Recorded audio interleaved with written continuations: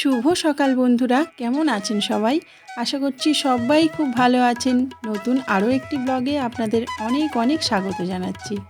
আজ বৃহস্পতিবার আর এখন বাজে সকাল 6টা। এখন থেকেই আমার ভিডিওটা শুরু করে দিলাম। তো বন্ধুরা, পুরো ভিডিওটার সাথে থাকুন, আশা করছি আপনাদের খুব ভালো লাগবে। আর যদি ভালো লেগে থাকে তাহলে কিন্তু চ্যানেলটিকে লাইক, কমেন্ট, শেয়ার করবেন, সাবস্ক্রাইব করে পাশে থাকবেন। তো সকালবেলা উঠে একটু হাঁটাহাঁটি করে নিলাম, তারপর এই যে বাইরের কলটা থেকে জল নিতে চলে এলাম। অন্যান্য দিন যাই করি, বৃহস্পতিবার কিন্তু কাজ অনেকটাই বেশি থাকে, কারণ একদম ভোর ভোর উঠে ওই যে ঘর দাবা ঝাড় দিয়ে মুছতে হয়, বাসন মাজতে হয়, আজকের সমস্ত কিছু পরিষ্কার করতে হয়, এটাই হচ্ছে ব্যাপার। তো সেই কাজগুলো না আগের দিন রাত্রে অনেকটা সেরে ফেলেছিলাম, আর সকালে উঠেই আমি করে নিয়েছি। বাসি কাজ তাই আজকের হয়ে গেছে, অনেকটাই ফ্রি আছি। তো অন্যান্য কাজ যা করি সেটাই আপনাদের সাথে শেয়ার করব আজকে। তো কল থেকে জলটা নিয়ে তারপর ভাবছি একটু ছাদে চলে যাব।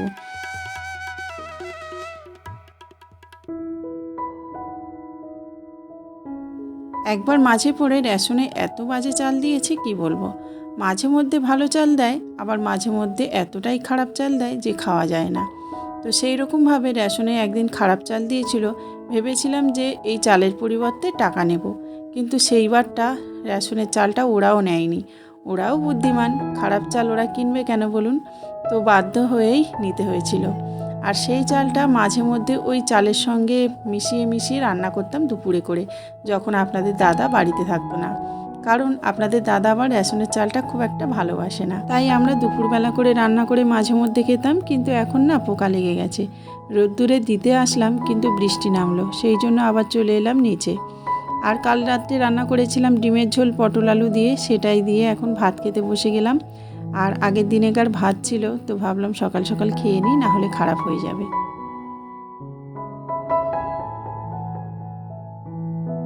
সংসারটাকে একদম আপন করে নিয়েছি নিজের মতো করে, সেই জন্য সংসারটা গুছাচ্ছি আর সংসারের কাজকর্ম সব কিছুই করি। রেশন ধরা থেকে শুরু করে বাজার ঘাট থেকে শুরু করে সংসারের যাবতীয় কাজ। তো ওই যে বাজার করে চলে এলাম, আর এসে দেখছি মোটামুটি এখন একটু রোদ্দুর উঠেছে, সেই জন্য ভাবলাম চালগুলোকে আগে রোদ্দুরে দিয়ে দিই। আসলে চালে এত পোকা হয়েছে আপনাদেরকে দেখাচ্ছি। তো চাল ঝাড়লে না পোকাগুলো যাচ্ছে না। তো ভাবলাম যে এরকমভাবে চালটা ঝাড়লে হয়তো পোকাগুলো চলে যাবে, কিন্তু চালে পোকা একদম মানে ভারী ভারী, সেই জন্য চালটা ঝাড়ার পরেও দেখছি পোকাগুলো যাচ্ছে না। অবশ্য রোদ্দুরে দিলে পোকাগুলো চলে যাবে। আর অনেকটা বড় বড় দেখুন কাঁকড়ও আছে, তো সেই বড় বড় ইটের টুকরোর মতো কাঁকড়গুলো ভাসছে, তো সেগুলোই আমি এখন একটু বেছে নিচ্ছি। আগে আমি যতবারই চাল কিনতাম ততবার কিন্তু এক বস্তা করে চাল কিনতাম, আর এরকমভাবে ঝেড়ে নিতাম, বেছেও নিতাম, তাহলে কিন্তু গালে কাঁকড়ও পড়তো না, আর ময়লা বা তুষ যেগুলো থাকতো সেগুলো সব পরিষ্কার হয়ে যেত। সারা দিন ধরে আমি যে ব্লগটা শ্যুট করি সেটা আপনারা 8 মিনিট, 9 মিনিট, 10 মিনিটে দেখে ফেলেন। তো সেই রকমভাবে সারা দিন ধরে কত কাজ করি, আর এই সব কাজ তো অনেকটাই সময় লেগে যায়, তাই না? তো সেই জন্য না তেমন একটা এখন আর এইসব কাজ করাই হয় না। আর কি বলুন তো, একরকম চাল এনেছিলাম জিরাকাঠি রাইস, সেই চালে দেখছি একদম কাঁকড়ও নেই আর তুষও নেই। তো সেটাই কিনি এখন। তো সেই জন্য আর এরকমভাবে চালগুলো বেছে বা ঝেড়ে রাখা হয় না, একেবারেই কিনে ড্রামের মধ্যে ঢেলে রাখি।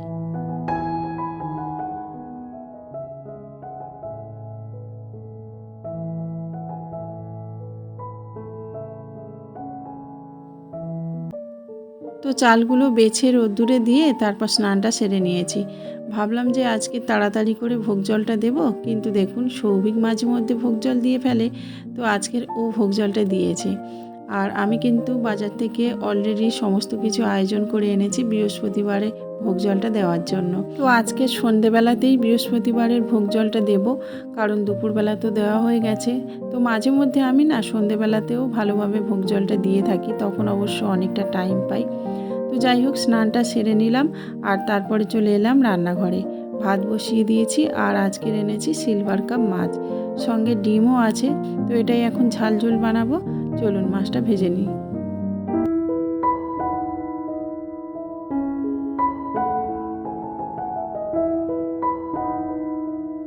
যেখানে যেমন সেখানে কিন্তু তেমনভাবেই থাকতে হয়।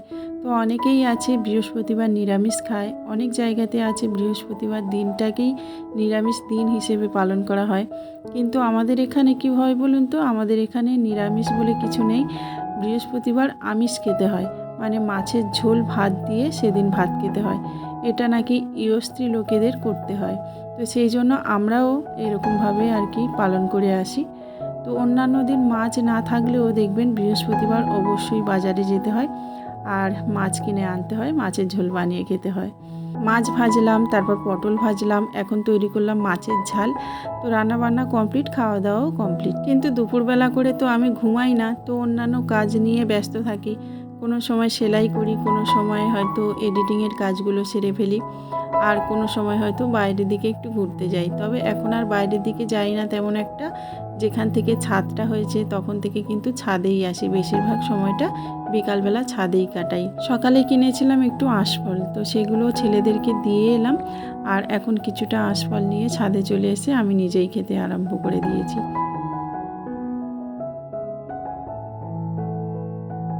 যে মরশুমে যে ফল হয় সেই ফলটা কিন্তু অল্প হলেও খেতে হয়।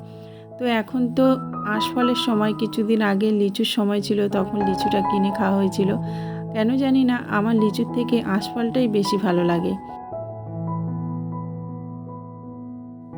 চালটাতে যতটা পরিমাণ পোকা ছিল ততটা কিন্তু এখন আর নেই, অনেকটাই দেখছি চলে গেছে। আর এই চালটা খাওয়া যাবে কি না সেটা বলতে পারছি না, কারণ চালটা দেখলাম অনেকটাই নষ্ট হয়ে গেছে। তো ভাবছি যে আমাদের এইদিকে একজনের হাঁস মুরগি আছে, তো তাদেরকে দিয়ে আসবো।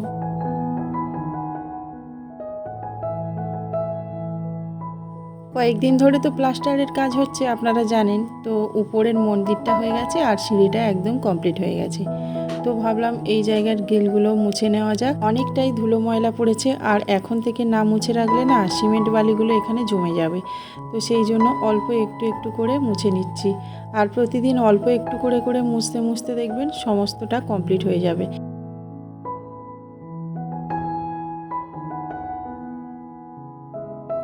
একটা ঘর করতে যে কতটা খাটুনি সেটা এখন বুঝতে পারছি। এই যে সকাল থেকে শুরু হয় খাটনি, আর সেই রাতের পর্যন্ত ধোয়া ধুই মোছামুছি এগুলোই চলতে থাকে। এখন তো প্রতিনিয়ত এগুলোই করতে হচ্ছে, আর তারপরে রাতে রান্না বান্না সব কিছু আছে। তো একটু চাপে পড়ে যাচ্ছি বন্ধুরা ভিডিও দিতে, ওই জন্য অনেকটাই লেট হয়ে যাচ্ছে। সমস্ত কাজ সেরে তারপর এলাম এখন এই যে ভোগ জল দিতে। আজকে তো বৃহস্পতিবার, সেই ভোগ জলটা দেওয়া হয়নি সকালের দিকে, তো এখন সন্ধ্যের দিকে দিচ্ছি। আর এখন কটা বাজে জানেন? এখন বাজে রাত 8টা।